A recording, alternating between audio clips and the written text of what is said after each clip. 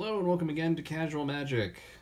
Today was the Dominaria draft work event and it was fun. It was a lot of fun. I mean, I started playing with Unlimited and my first cards were from Revised. So yeah, I've played Magic for a long time. So it was definitely cool to kind of see just traditional old Magic fantasy stereotypes where there's, dragons, wizards, other fun pump spells, classic Magic. So seeing some of those themes back for the Dominaria set was cool. Now, for me, if you saw my pre-release video, it was mainly blue and green, and I didn't really have much else going on. And I thought, okay, well, maybe I'm gonna do fairly well in those same colors. So I drew this pack one. I thought, oh, okay, I'm gonna end up kind of doing the same thing. And then I started going down the line of elves, and I thought, oh, I'm gonna end up doing blue-green.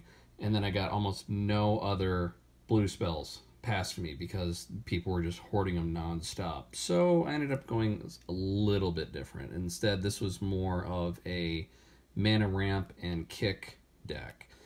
So Elfham Druid to be mana ramp plus get a little extra mana for pump spells. Marwyn the Nurturer, which was excellent because I had a lot of elves in this deck, so therefore not only was it getting bigger, but then I could add green based on the number of power, which I think at some point I had up to like 5, so it was just getting out of control. Llanowar Scout, a couple of them to untap land. Crowsand Druids, I had 3 of these things. And the main reason why I included it was if you can kick it, which in the end that's going to be for a total of 8, 6 plus 2 green, then when it enters the battlefield, if it was kicked, you gain 10 life. Which I thought, oh, okay, I can just keep taking damage and keep taking damage, and then I can get this thing out, and it's great. And the one time I kind of came close to using this, guy had the gorilla that's a 5/5, and it doubles as a 10/10 if it attacks alone, and then he pumped it, so it was, oh my god, I don't even know if it was like a 24/24 on block creature. Oh god, it was ruthless. Steel Lift Champion. This was actually one that was passed to me. I'll get into the story later on that. But anyways, yeah, this was a card that was somehow passed to me, and it's great. I mean, 3 and a green in this deck is basically no problem. And having a 5/4 that can't be blocked by creatures with power 2 or less, there's a lot of creatures with power 2 or less in a draft. I mean, a lot. So, especially once I got up against a blue deck where it was, creatures with toughness 1 can't be blocked. It was like, all right, cool. And so he's got a bunch of little creatures, and for something like this, I could just stomp all over him. It was, oh god, it was nuts. Baloth Gorger, good as a 4/4, but also being able to kick it for an 8/8. 3 Primordial Worms, just to have some big beefy one later on as a 7/6. So it was usually no problem to quickly ramp into this and then just wreck my opponent. Gaia's Blessing, this was nice because actually the thing to pay attention to, which I don't think I paid attention to in my pre-release, was this actually is in 3 different phases here that are very specific. They don't all just kind of rush together. There's 3 separate actions. So you're shuffling stuff from your graveyard back into your library, then drawing, and then this goes into your graveyard and then shuffles back into your library and shuffle your library all over again. So this is not only card draw, but also you get stuff from your library, from your graveyard back into your library, and then this card ends up in your library too. So for a couple cards that I have later on here, this was quite useful because I was able to get it again fairly soon after. Sylvan Awakening, very cool. This is one, and I'll talk about that one in a minute. Grow from the Ashes just to get some lands. Ancient Animus is a legendary pump spell. I think I only got to use this once. It's not that great, but just something I had there as a filling. Song of Freyalise. I love this card during my pre-release. I got 2 of them today. So I was able to more or less wreck my opponents with this. And what did this go along with? Tragic Poet, where I could sacrifice a return target enchantment card from your graveyard to your hand. So basically, I could quickly ramp up into getting big creatures, put a +1/+1 counter on those, and give them Vigilance, Trample, and Indestructible until end of turn. So on that third turn, swing in for just a bunch of damage, or just basically push the board state to make them block and lose a lot of creatures. Then sack Tragic Poet, cast this to have it come back out again, and then a couple of turns later, then suddenly all my stuff is buff again, and then just pounding them again. So Tragic Poet and Song of Freyalise worked really, really well together. The other thing to mention with that was Sylvan Awakening was kind of funny, because during that last one where my creatures are super buff, then I could also cast Sylvan Awakening, so that way all my lands become 2/2 creatures with Reach, Indestructible, and Haste, and then be able to attack with them as well. And I came really, really close to casting this, and ended up just being able to beat out my opponent one turn before. But I really wanted to see how that worked out, because this actually sounded like a really fun card. I did open up this in a pack, and I thought, well, I do have some historic spells in here, and I definitely have a lot of creature cards that are cost 3 or less, so yeah, why not? I do want to include this. This sounds like fun. And I think I only got this out once, and I never drew it again. It's a good card, though, but just, yeah, didn't really happen. Board the Weatherlight just to go through and find historic cards. Haphazard Bombardment, this I didn't cut. I probably could have. I think I drew it once and was getting kind of mana screwed, so I ended up spending all my time mostly dying, and then eventually putting out some creatures to stave off dying, and didn't get this thing out in time. But I mean, it's nice being able to just say, okay, here's 4 non-enchantments, and then 3 of them are going to die at some point. So if a game's going long, this is fun. Howler the Firefletcher, this is the real reason why I wanted to splash red, was to get this where if I cast a spell, as long as it's kicked, he gets bumped up. Alright, woo, excuse me. Okay, so anyways, yes, as I was saying before I started choking and had to take a break to get some water, that whenever you cast a spell, if the spell is kicked, put a +1/+1 counter on it, and then it deals damage equal to the number of +1/+1 counters on it to each opponent. So it wasn't necessarily constantly bumping him up, but with things like Song of Freyalise, where you could get a +1/+1 counter, I was getting a surprisingly decent number of +1/+1 counters on this guy, and then being able to get some extra damage out of it. So it's a fun card. Shauna Sisse's Legacy, I ended up only playing this once. It was, I mean, it's good. It, you know, didn't get as much use as I thought it would, but yeah, it's a decent card.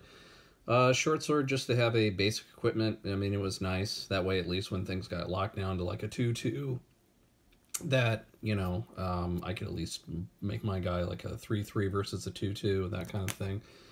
Navigator Compass, again, it was nice having a 3-color deck, being able to get this in there and then make a basic land type something else. The Owl from Clash of the Titans, I wish I could remember the name of it. Historic spells cost 1 less to cast, which was nice, because at some point I was able to get Joyous Familiar out, then get Short Sword out for free, and then spend my last one to equip it to something, so that was cool. Icy Manipulator, huge. This is huge. I saw someone wreck me with this during the pre-release, and when one got passed my way, I took it, because I know how this is awesome in draft. So what I did in this case was the exact same thing that one of my previous opponents did to me. They had 2 creatures on the board, pass the turn to me. So on my end step, I spent 1, tapped one of their creatures, did the beginning of my turn, and then before combat, spent another mana, tap this, tap down their other creature. Congratulations, they had 2 blockers a minute before, now they have none, and I just swung through with everything. So in a draft, this kind of manipulation is huge. As far as lands go, Memorial Unity, I did have this. That way, at least I could sack it when the game was getting late and then try and look for another creature card, and never really got to use it. Then my other forests and my Vald. I don't know why this was in the land bin, but Vald. And then a few planes and my one other one here. Memorial to War. I did get this to sacrifice to be able to destroy target land. And this I almost got to use in one game where a guy was getting mana screwed. He finally got out to 2 mana, was able to cast a few more things, but he was waiting for a third blue one. And in this case, I was like, okay, I can either go all out and attack and go nuts that way, or I can try and sack my land here and then sack his, and then he's down to 1 and kind of screwed over again. So I'll attack, and then if it stalls out, then I'll use this. And I ended up winning, and a couple other mountains beyond that. So it was fun. It was a very fun draft. As far as things that I drew, again, Naban, that was in a pack. In Bolus's crutches.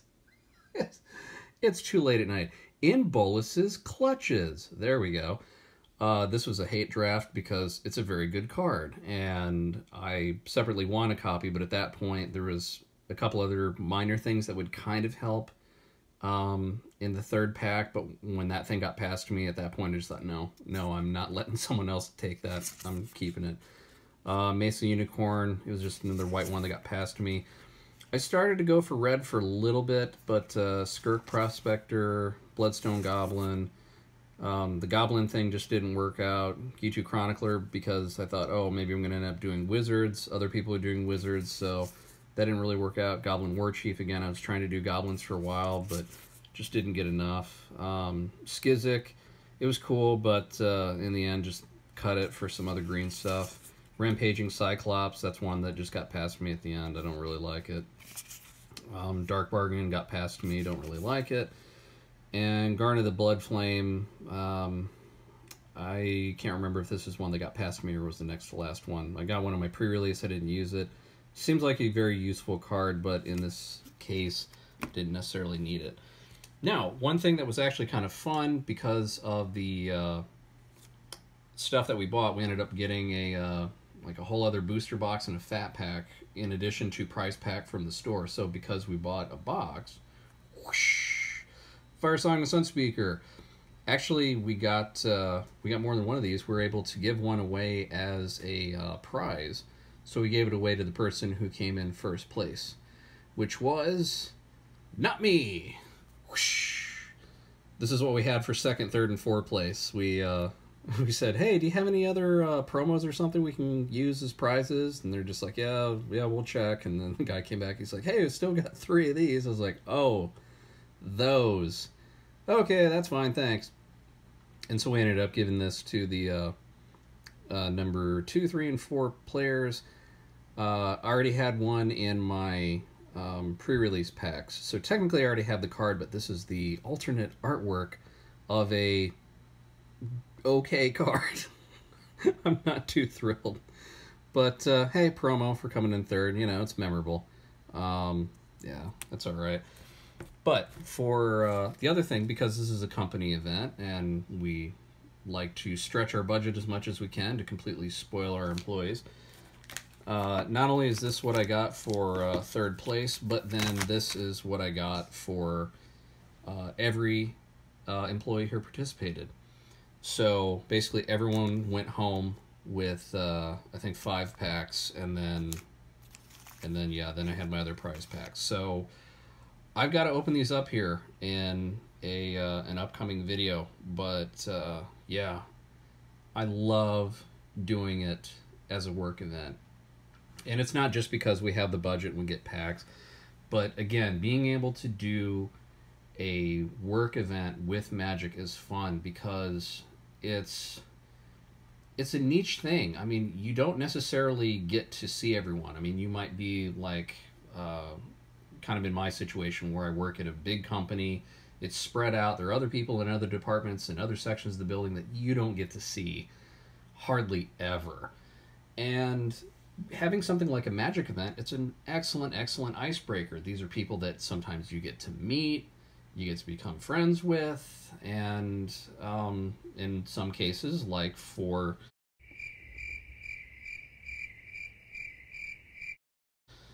the jerk who was next to me who got the foil card, you know, you kind of have a little fun work rivalry with. So, you know, hey, these things happen.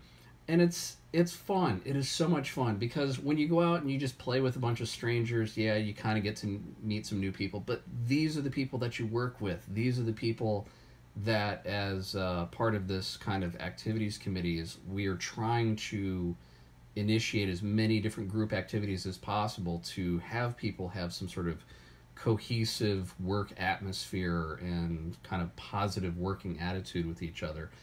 And it's one thing if you just say everyone gets a gift card and you just hand out a bunch of gift cards, who cares? But if you have activities where people can come together and sort of form social bonds with each other, then your overall work attitude goes up, your productivity goes up, and generally speaking, work is going to be much more fun. And in this situation, for something like Magic, for some of us who are just the diehard geeks about this, we're the ones who look forward to this every quarter. We're like, yeah, next Magic event, what's it going to be?